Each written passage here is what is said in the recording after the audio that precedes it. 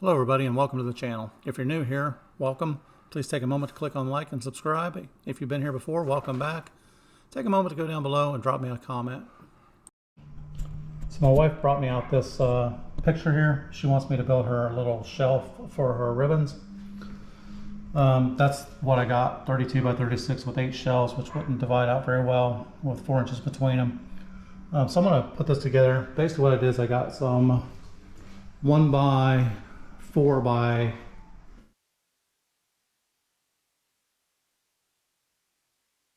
figure out how many shelves I can get in there realistically. I think she's got 4 inches between the shelves, so I'm probably going to end up with 7 shelves instead of 8. So what I did is I cut off 2 32-inch boards, 2 36-inch boards. I'm basically going to make a square, and then I'm going to measure in between them, and then I'm going to put some shelves into it. Pretty simple project. Okay, to secure these ends, these corners, I'm going to use an 1¼ inch screw, or 1¾ inch screw, sorry.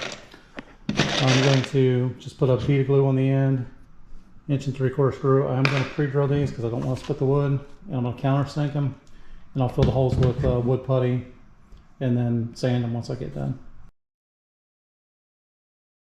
So I've got my frame screwed together. So I got my frame all put together here.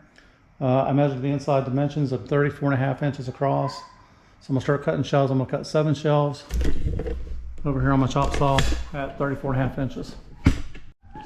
Now when I test fit these, I did it at the bottom or at the top, whichever side switch, because I want to make sure if the middle here is flexed or bowed any, because again, this is not premium wood. There's some flexing and some bowing in here. I want to make sure I do it at the ends. That way as I go up, I can correct these boards as I go up, and all my shelves will still be the same exact length. So I'm going to go ahead and chop off about 5 more of those, and we'll start putting them in place. So I've got my shelves cut out. I'm going to put a little bit of glue on each end, and I'm just going to put 2 screws in them. I'm going to countersink the screws a little bit and fill them with wood putty, sand them so you can't see the screws anymore. I need to take some measurements and make sure I get my shelves in the same spot. So I'm going to basically take this, divide it in half, and then just start laying out the board so they're evenly spaced all the way down through. So once I figured out my spacing for my shelves, yours will probably be different, but once you figure it out, I figured I got 4 3/4 inch between all these to make them even. So I just cut off 2 4 3/4 inch blocks.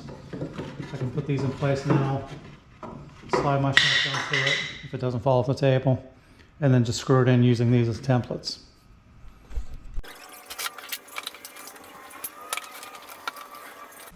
So one more thing I'm doing here is I'm using my spacer. I got a clamp, just snugging this up to where it's even on both sides. That saved me from having to flip it back and forth.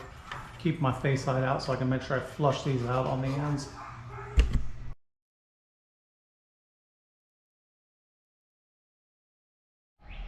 So here's my rack. This is my front.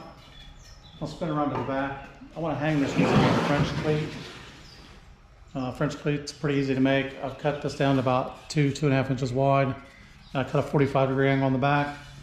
I'm gonna cut this the width of my opening here. I'm gonna put this 45 facing this way. I'll cut another one for the wall. We mount one to the wall, which is actually faced away from you.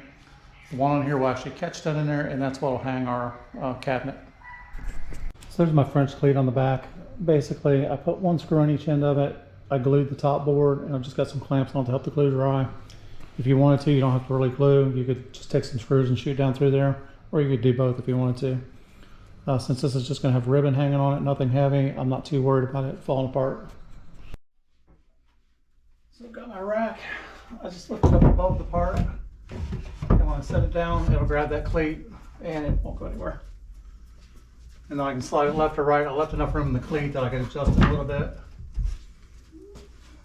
And that's all there is to it.